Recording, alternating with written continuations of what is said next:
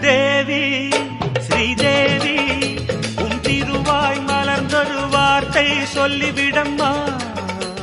பாவி அப்பாவி உன் தரிசனம் தினசரி கிடைத்திட வரம் கொடம்மா. கையில் மணியை தினமும் பிடித்தே ஆட்டும் பக்தனம்மா. சூடம் ஏத்தி மேலும் கீழும் காட்டும் பித்தனம்மா.